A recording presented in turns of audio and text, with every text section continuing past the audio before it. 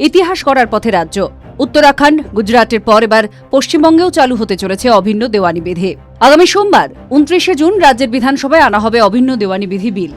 কি থাকবে এই বিলে তা নিয়ে এখন থেকেই জোর চর্চা শুরু হয়েছে। কেন রাজ্যে অভিন্ন দেওয়ানি বিধি দরকার তার সপক্ষে ইতিমধ্যে একাধিক যুক্তি উঠে এসেছে। অনেকেরই যুক্তি, রাজ্যে সকল বাসিন্দাদের জন্য এক নিয়ম চালু করা দরকার। সকলের সমান অধিকার নিশ্চিত করতে সময় এসেছে অভিন্ন দেওয়ানি বিধি চালু করার। অভিন্ন দেওয়ানি বিধি বিল পাশ হওয়ার আগেই জেনে নেওয়া যাক কি এই বিধি বা আইন, আর কেনই বা বিতর্ক। অভিন্ন দেওয়ানি বিধি বা ইউনিফর্ম সিভিল কোড হল দেশের সকল সম্প্রদায়ের জন্য এক ও অভিন্ন আইন। বিবাহ, বিবাহ বিচ্ছেদ, সম্পত্তিতে উত্তরাধিকার, সন্তান দত্তক ইত্যাদির মতো ব্যক্তিগত বিষয়ের ক্ষেত্রে সকল ধর্মীয় সম্প্রদায়ের জন্য একটি আইনের কথা বলা হয়। সংবিধানে ইউসিসির উল্লেখ। সংবিধানের 44 নম্বর অনুচ্ছেদে বলা হয়েছে, ভারতের নাগরিকদের জন্য একটা অভিন্ন দেওয়ানি বিধি তৈরির চেষ্টা করবে রাষ্ট্র। তবে এটি রাষ্ট্র পরিচালনার নির্দেশমূলক নীতি, ডাইরেক্টিভ প্রিন্সিপালস অফ স্টেট পলিসির অংশ। এটি আদালতে বলবৎ করার মতো বাধ্যতামূলক নয়। বর্তমানে ভারতে বিভিন্ন ধর্মের মানুষের জন্য আলাদা আলাদা পার্সোনাল ল বা ব্যক্তিগত আইন আছে। যেমন হিন্দুদের জন্য হিন্দু ম্যারেজ অ্যাক্ট, হিন্দু উত্তরাধিকার আইন। মুসলিমদের জন্য রয়েছে মুসলিম পার্সোনাল ল। খ্রিস্টান এবং পার্সিদের জন্য পৃথক ব্যক্তিগত আইন আছে। ইউসিসি চালু হলে এই পৃথক ব্যক্তিগত আইনগুলির বদলে সবার জন্য একটি দেওয়ানি আইন কার্যকর হবে। ধর্মের মৌলিক অধিকারের সঙ্গে অভিন্ন দেওয়ানি বিধির সম্পর্ক। সংবিধানের 25 নম্বর অনুচ্ছেদে ধর্মের মৌলিক অধিকারের কথা বলা হয়েছে। অনুচ্ছেদ 26-এর ক্ষয়ে বলা হয়েছে, প্রতিটি ধর্মীয় সম্প্রদায়ের বা তার কোন শাখা তাদের ধর্মের নিজস্ব বিষয়গুলি পরিচালনা করবে। অনুচ্ছেদ 29-এ স্বতন্ত্র সংস্কৃতি সংরক্ষণের অধিকার দেওয়া হয়েছে, কিন্তু অনুচ্ছেদ 26-এ দেওয়া অধিকার অন্যান্য মৌলিক অধিকারের অধীন নয়, অর্থাৎ কোনোভাবেই এখানে হস্তক্ষেপ করা যাবে না। অভিন্ন দেওয়ানি বিধি নিয়ে বিতর্ক কেন? অভিন্ন দেওয়ানি বিধির সমর্থনে যেমন নানা যুক্তি রয়েছে, তেমনি কিছু কিছু ক্ষেত্রে বিরোধিতাও রয়েছে।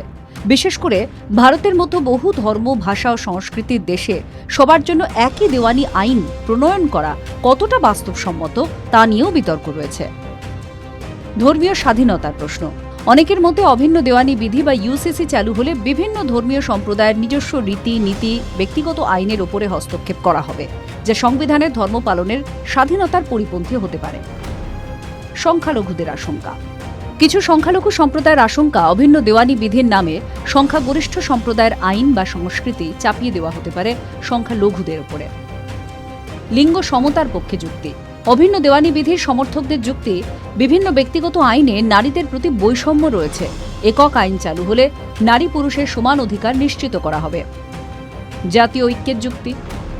ইউসিসির সমর্থকদের দাবি, সবার জন্য একই আইন থাকলে আইনের দৃষ্টিতে সমতা প্রতিষ্ঠিত হবে এবং জাতীয় সংহতি আরও মজবুত হবে। ভারতে কোথায় কোথায় অভিন্ন দেওয়ানি বিধি কার্যকর রয়েছে? দেশের মধ্যে উত্তরাখণ্ডে প্রথম অভিন্ন দেওয়ানি বিধি চালু হয়েছে। 2025 সালে 27শে জানুয়ারি অভিন্ন দেওয়ানি বিধি চালু হয় উত্তরাখণ্ডে। এরপরে গুজরাটেও অভিন্ন দেওয়ানি বিধি চালু হয়। অসমে অভিন্ন দেওয়ানি বিধি কার্যকর করতে বিল পাশ হয়েছে ইতিমধ্যেই। অন্যদিকে গোয়ায় দীর্ঘদিন ধরেই অভিন্ন দেওয়ানি বিধির মতো গোয়া সিভিল কোড চালু রয়েছে। অভিন্ন দেওয়ানি বিধির আইনি বিধান। উত্তরাখণ্ডে কার্যকর অভিন্ন দেওয়ানি বিধিতে বহুগামিতা নিষিদ্ধ করা হয়েছে। বহু বিবাহ নিষিদ্ধ, একাধিক বিবাহ করলে তা শাস্তিযোগ্য অপরাধ হিসেবে বিবেচিত হবে। লিভ ইন সম্পর্কের ক্ষেত্রে পুলিশ ও জেলা প্রশাসনের কাছে রেজিস্ট্রেশন বাধ্যতামূলক করা হয়েছে ইউসিসিতে। যদি কোনো নাবালক বা নাবালিকা লিভ ইন সম্পর্কে থাকতে চান, তাহলে অভিভাবকের সম্মতিও বাধ্যতামূলক। পাশাপাশি লিভ ইন সম্পর্কে থাকা যুগলের সন্তানকে বৈধ সন্তানের স্বীকৃতি দেওয়া হয়েছে এই আইনে। অভিন্ন দেওয়ানি বিধিতে ছেলে ও মেয়ের জন্য সমান উত্তরাধিকার অধিকার নিশ্চিত করার চেষ্টা করা হয়েছে। ধর্মভিত্তিক উত্তরাধিকার আইনের পরিবর্তে একক নিয়ম প্রযোজ্য হয়েছে। দত্তক গ্রহণের ক্ষেত্রেও একক আইন কার্যকর করা হয়েছে। সব সম্প্রদায়ের নাগরিকদের জন্য একই দত্তক গ্রহণের নিয়ম প্রযোজ্য। ধর্মভেদে আলাদা আইন থাকবে না। অসমে যে অভিন্ন দেওয়ানি বিধি আনা হবে, তাতে বিয়ের ন্যূনতম বয়স, পারিবারিক সম্পত্তিতে মহিলাদের অধিকার নিশ্চিত করা হবে। বহুগামিতা সম্পূর্ণরূপে বন্ধ করা হবে। লিভ ইন সম্পর্ককে স্বীকৃতি দেওয়া হবে। বিয়ে ও ডিভোর্সের রেজিস্ট্রেশন বাধ্যতামূলক করা হবে বলেই জানিয়েছেন সে রাজ্যের মুখ্যমন্ত্রী হেমন্ত বিশ্ব শর্মা। এবার পশ্চিমবঙ্গে অভিন্ন দেওয়ানি বিধিতে কি বিধান আনা হবে তাই দেখার। TV 9 Bangla digital.